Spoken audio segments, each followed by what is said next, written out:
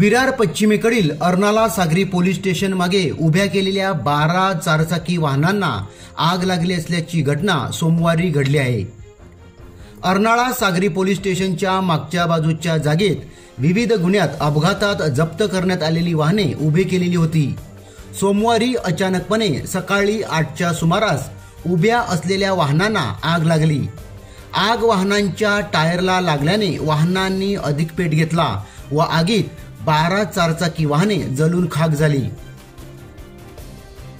या घटनेची माहिती मिळताच वसई-विरार अग्निशमन दलाच्या 2 गाड्या घटनास्थळी दाखल झाल्या व त्यांनी आगीवर नियंत्रण मिळविले।